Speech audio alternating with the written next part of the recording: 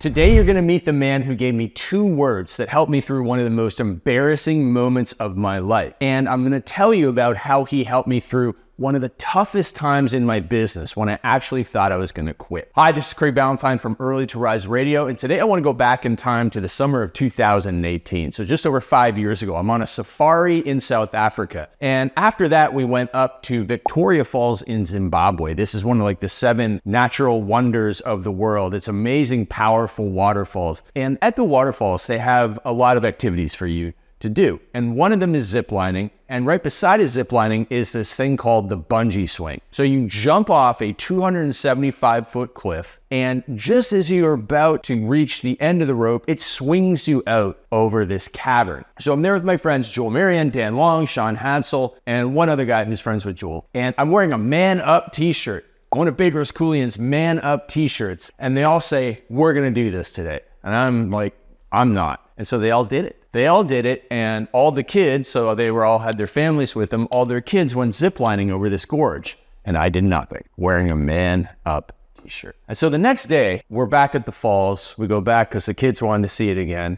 And they also wanted to go ziplining, so we go back to that area. And I'm like, I feel like such an idiot for the last 24 hours. I'm not letting this opportunity pass me by. So I immediately channel Tim Grover's 2 famous words from his book, Relentless, don't think. I get strapped up, they push me to the edge, and I just jump. And on the way down, I yell turbulence for turbulence training. And it's so long of a fall that I ran out of air. So I was yelling turbulence, and the fall kept on going, and I had to breathe in before I could start yelling again. And you're just out of control, crazy, and all of a sudden you hit that bottom part and it swings you out over the gorge. And it's a pretty cool moment. And then what probably the scariest part is these 2 young Zimbabwean kids, they must have been 17 or 18. They climb down to get you and manually pull you back up. So they do this all day long, showing that they're not afraid of heights, unlike I was the day before. And so Tim Grover's don't think, because the day before, what did I do? I just thought myself out of it. I was overthinking. And if you've ever found yourself in that overthinking position, well, sometimes you just need to not think. And so one of my favorite books in life, one of the books that I recommend that everybody reads 3 times is Relentless by Tim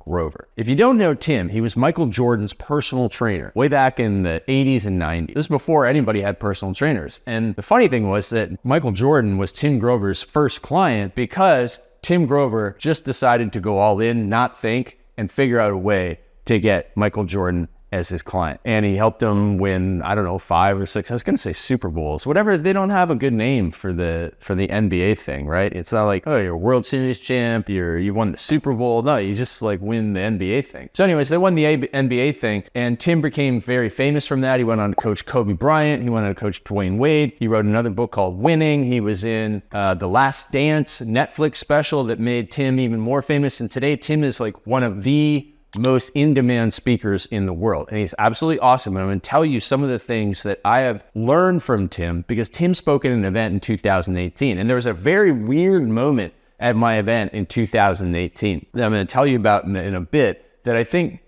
made Tim stop doing audience Q&As because of how weird the moment got at my event. So in 2016, that was when my coaching business was struggling. And that's when I found the book. And I'll tell you about everything that Tim's book helped me to do, but it was definitely to become relentless and put, when I woke up in the morning and there wasn't a sale, I read a couple of pages of Tim's book and I would just put my head down and I'd run through a wall to get the next client. And it helped me get through really, really tough times. And because of that, I knew that Tim had to come and speak at our big event in 2018. So we had these things called the Perfect Life Retreat back before COVID.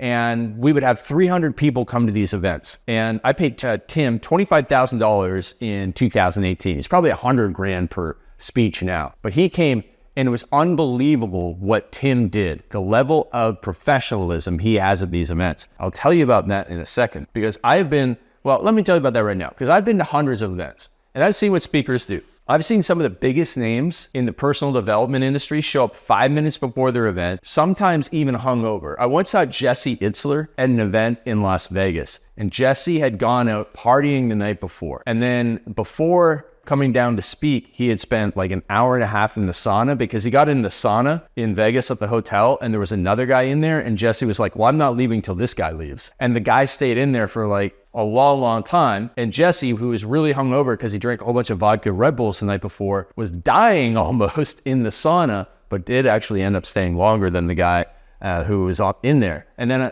but Jesse like was hungover before his presentation. And it's like, he even said that during his presentation. So it's not like I have inside information that's not being shared. So some of these folks are a little less, prepared for their speeches. And I've seen people show up 5 minutes before and they leave 5 minutes after, but not Tim. What Tim does is amazing. Tim shows up for the entire event and he listens to every speaker because he never does the same presentation twice. So he will mention the speaker before him. He will refer back to a speaker 5 speakers slots before him. And it's amazing, which makes him so highly rated and why people pay him $100,000 or more for a speech now. But he also doesn't stop there. I bought 400 copies of his book, Relentless, for all the attendees. And he spent the entire evening the night before signing all the books at the event. He goes the extra mile, and it was that relentless pursuit of greatness. Like, he wants to be what I'm calling him, one of the greatest speakers that is out there. He wants to be that, and he's putting in the work to do it. So it's absolutely amazing. So Tim goes on my event in 2018 and does his thing, right? Absolutely awesome, amazing 45 minutes, and then he's gonna do like half an hour of Q&A. And the funny thing is, when it's my event, I'm really busy. I'm like, I gotta slip out for a quick pee right now because after Tim, I go back on stage for another hour and a half and I just got off stage. It was the only time. And I come back out and everybody's like, did you just see that? And I was like, no, I didn't see that. So there was this young, kind of lost young man at my event. He showed up wearing a poncho and boxing gloves. Really strange, right? Like, who does that at an event? He's clearly trying to stand out. And so he gets up during the Q&A, which I'm pretty sure Tim never does Q&A anymore because of this one moment in time. And so the kid then proceeds to critique Tim's speech. Tim, who's paid $25,000 a speech. Tim, who has been doing this for years. Tim, who coached Michael Jordan. And he tells him what's wrong with his suit and his pacing across the stage and this and that. And Tim handled it like a pro. Under pressure. There's a lot of pressure, right? Because Tim could have had many comebacks to this kid, could have said a lot of things. Tim was under pressure to perform as a professional, and he handled it gracefully, answered the kid's questions, and moved on to the next person, and didn't do anything to make the kid feel bad. And this is a big lesson because Tim talks about how pressure is a privilege. Pressure is a privilege. Tim had the privilege of being under pressure of someone who asked silly questions because he earned the right to be on stage. Nobody else in that audience had the privilege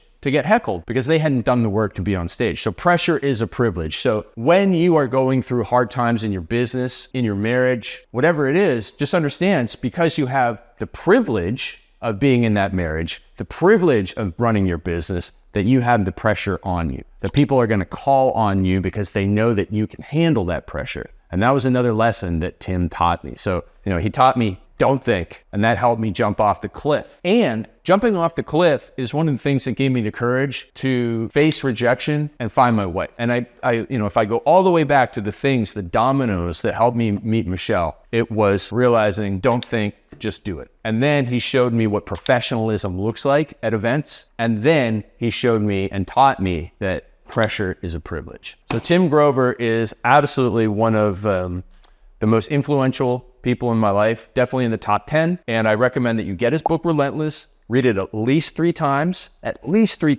It'll help you through the toughest times in your life so that you can learn to be relentless. And don't think, just go do the right thing. My name's Craig Ballantyne, and this has been what I've learned from Tim Grover and his book, Relentless. Go get that book. He's absolutely awesome. And drop a comment down below with your number 1 lesson from that book, because I'm sure all the people, the keeners, have read this book at least once.